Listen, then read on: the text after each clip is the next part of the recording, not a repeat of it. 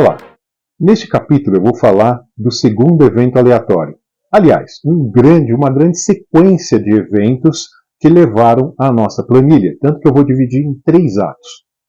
Vamos lá, ao primeiro ato.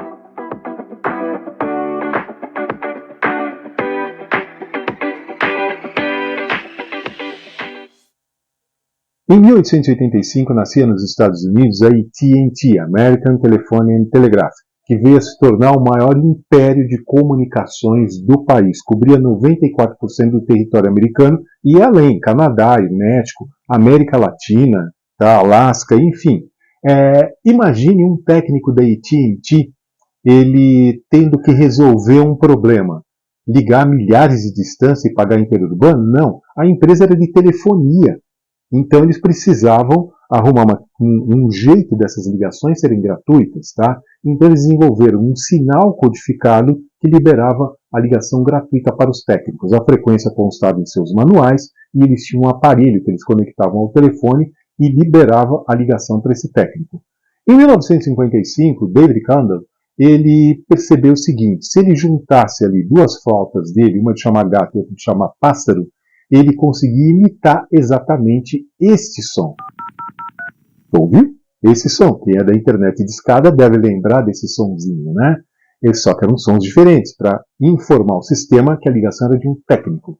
Ele não fez muito sucesso, não. Ele conseguiu, ele mesmo, para ele, né, ele economizar alguns centavos em ligação. Mas quem ouviu a reportagem dele pelo rádio foi um cara chamado Joe Engressia, apelido Joey Bubbles.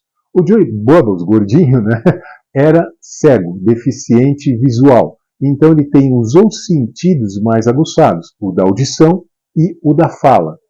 Da audição ele ouviu os mínimos detalhes, as mínimas nuances do som da flauta do David Condon. Então ele gravou a codificação, tá? E ele era um cara que imitava tudo quanto é tipo de som, um excelente imitador. E o que ele fez? Pegou o telefone e imitou aquele som e conseguiu liberar a gratuidade. Só que, ao contrário do David Condon, ele decidiu ganhar dinheiro com aquilo. Né? Então ele cobrava $1 para cada ligação liberada. E, cara, ele virou uma celebridade na região dele. Tanto que ele foi entrevistado em 1971 pela revista Esquire, que tinha uma grande circulação dentro do território americano, tá? E tal foi o sucesso daquela reportagem que ela gerou 3 consequências. A primeira, que o Joey Bubble foi preso, porque era contra a lei fazer aquilo, né? Mas depois ele se tornou consultor de empresas telefônicas e ganhou muito mais que aquele $1 por ligação liberada. A segunda consequência foi que a AT&T correu desesperada para tirar todos os manuais que continham a frequência daquele som, né? Distribuído aí para os técnicos. Mas era moroso na época, eram manuais, eram livros, e alguns estudantes de eletrônica conseguiram. Esses estudantes passaram a ser chamados de phone freaker. Freak em inglês quer dizer malucos do telefone. Eles criavam aparelhinhos que imitavam aparelhos idênticos dos técnicos da AT&T e faziam ligações gratuitas. Entre esses phone freakers, que veio a ser um phone freaker depois, um cara que estava lendo a Esquire, ele nem terminou a reportagem e ligou para o melhor amigo dele. Falou: cara, passa aqui que nós temos um negócio fantástico para fazer. Tá? O nome desse futuro phone freaker era Steve Wozniak e o melhor amigo dele, Steve Jobs. Eles se reuniram e criaram um aparelho sensacional que eles deram o nome de Blue Box. Por que Blue Box? Porque o título da reportagem do Joey Bubble na Esquire era Os Segredos da Pequena Caixa Azul. Pequena Caixa Azul, Small Blue Box. Então eles deram o nome de Blue Box ao aparelho dele. E juntando a expertise em design, o marketing do Steve Jobs com o grande conhecimento de eletrônica do Wozniak, eles construíram a Blue Box, que fez um sucesso danado, como produto inclusive, né? Eles não tinham uma fábrica, mas conseguiram produzir, estima-se que de 40 a 100 unidades. Eles vendiam o aparelho e também o serviço para quem não quisesse comprar o aparelho. Eles arrecadaram tanta grana na época, eles eram novinhos, moleques de universidade, moravam no campus, e no campus universitário tem muito estudante que mora longe de casa, outra cidade, outro estado, então eles venderam de 40 a 100 unidades e ganharam muito dinheiro com esse serviço. Tá? A grana que eles arrecadaram deu para pagar um ano de faculdade de cada um. E ainda gerou o capital para eles fundarem a empresa da maçã, que entra agora a história dela no segundo ato.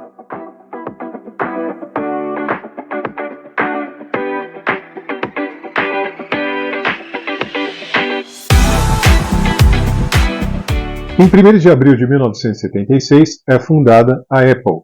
Apple Computer, que era o nome inicial. Apple. Por que Apple? Tem um debate enorme sobre isso, né?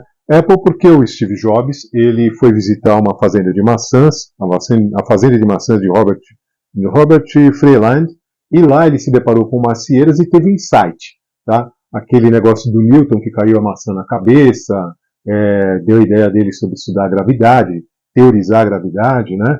Mas também uma questão mercadológica. Apple, a palavra é agradável de falar, em inglês, né? Apple, e também na lista telefônica vem na frente de Atari, que todo mundo que ia procurar eletrônicos procurava Atari e a Apple ficaria na frente, sendo que a lista telefônica era na época como o Google é hoje, né? Enfim, a Apple foi fundada no início por Wozniak, Jobs e Ron Wayne. Ronald Wayne era o cara que dava a cara de seriedade para a empresa séria. Já o Wozniak e o Jobs, eles eram mais assim, jovens, né, molecões, e numa sociedade conservadora da época seria difícil uma empresa aceitar fazer negócio com dois moleques. Então o Ron Wayne, que era mais velho, ele entrou nessa tocada para dar cara de seriedade à empresa. Tá?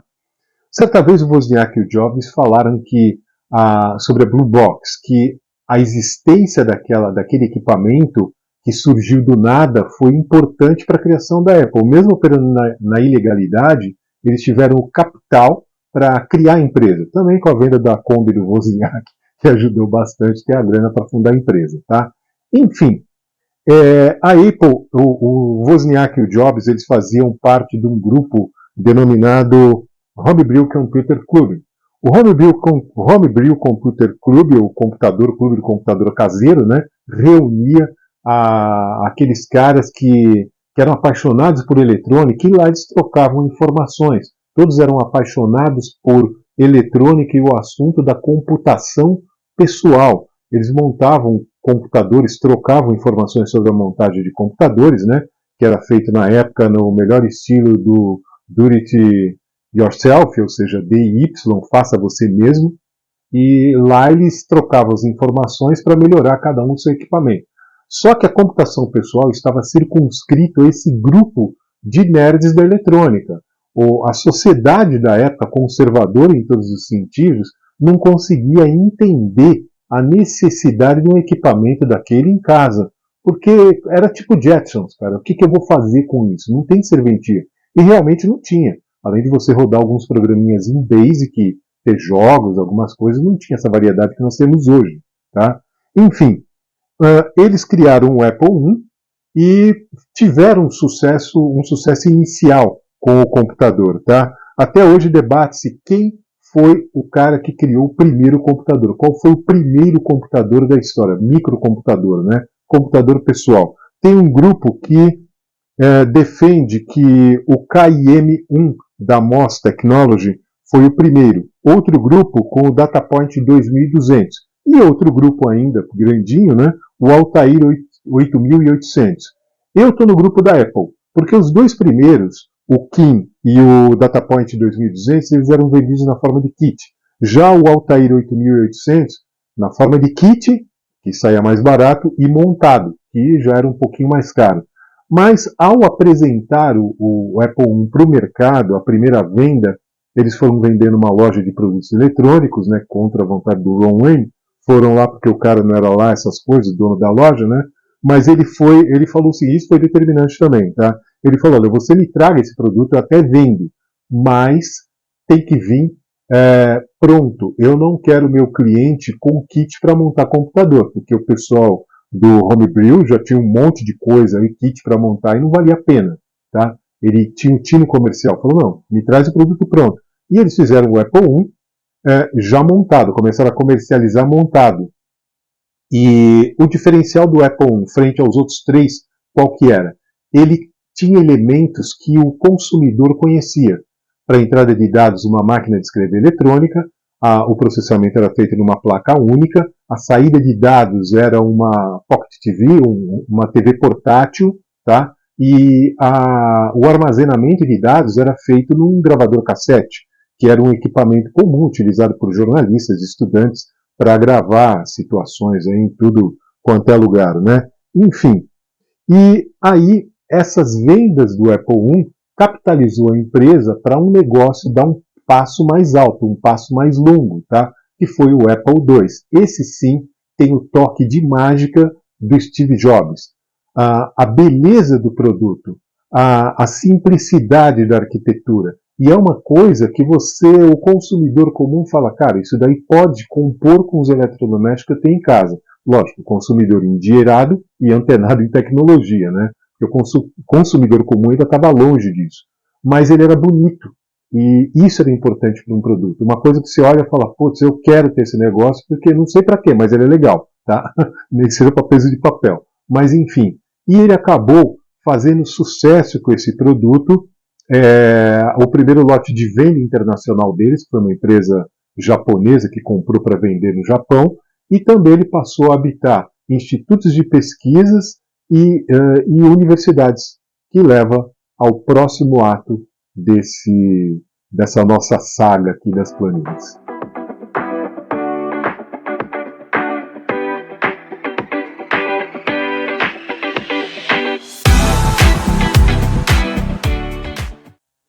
Nos dias 15, 16 e 17 de abril de 1977, na cidade de São Francisco, ocorreu a The First West Coast Computer Fair. Foi a primeira feira de computadores pessoais do mundo.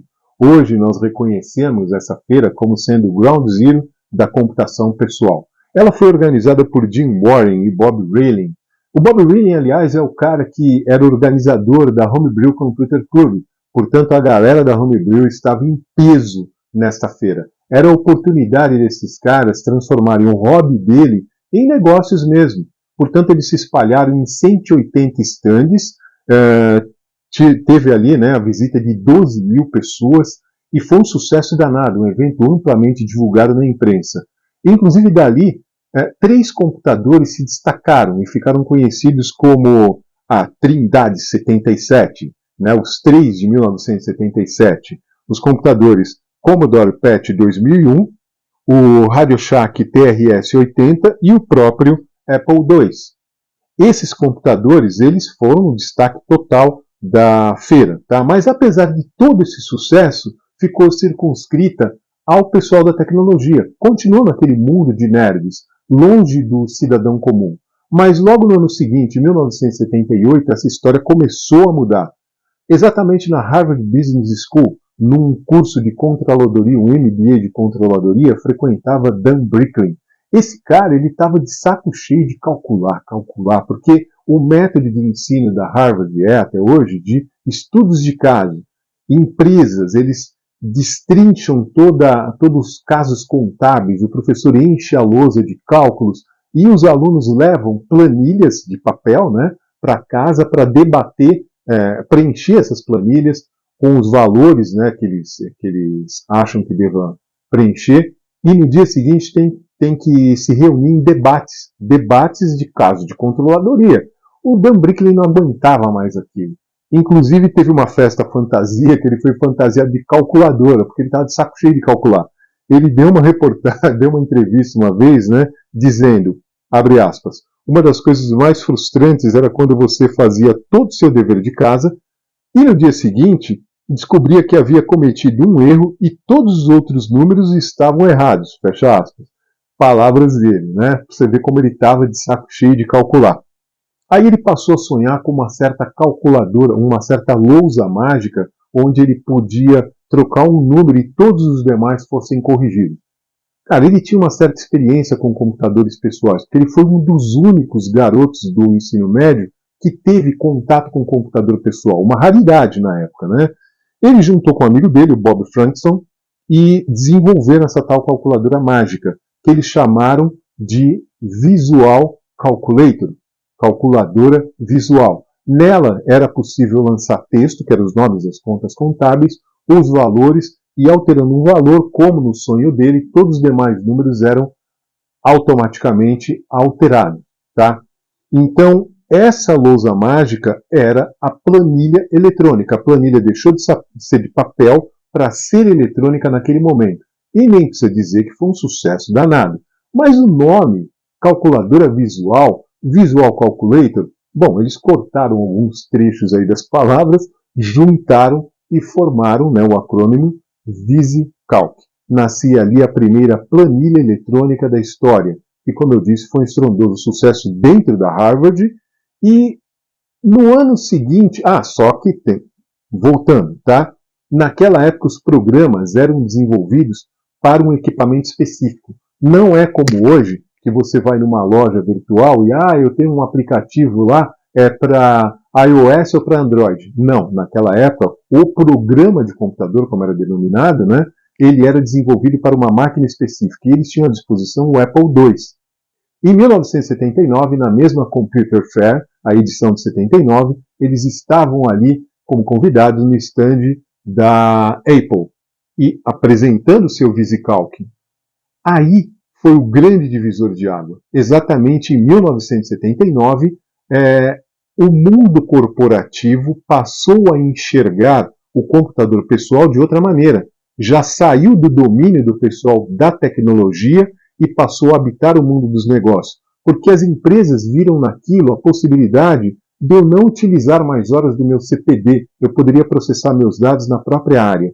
Isso, e também pelo valor da máquina, apesar de um pouco caro para o público normal, né, o cidadão comum, ele era um baixo custo para pequena e média empresa. Então inundou o mercado. De cara o VisiCalc vendeu 100 mil cópias. A Apple, ela foi a primeira empresa da história a bater a marca de $1 trilhão. O Steve Jobs, inclusive, ele deu uma entrevista falando que se o Daniel Bricklin e o Bob Frankson tivessem escolhido um outro equipamento para desenvolver o VisiCalc, o repórter não estaria entrevistando ele ali, estaria entrevistando o concorrente dele. Tá? Depois eles escreveram para outros equipamentos também. E também despertou, ali foi a revolução do mercado, porque despertou empresas como a poderosa IBM em entrar no mundo da computação pessoal, lançando seu IBM PC mais tarde. Tá? Então mexeu com todo o mercado. Essa foi a grande revolução. E é óbvio, se a Apple bateu $1 trilhão, o Dan Bricklin e o Bob Frankson também ficaram bilhardários. Só que não. Naquela época não era costume patentear programas de computador. Era tipo um código aberto. E, lógico, né, as cópias começaram e gente patenteando, inclusive a primeira cópia melhorada, né, do VisiCalc foi o Lotus 123. Tema do próximo capítulo.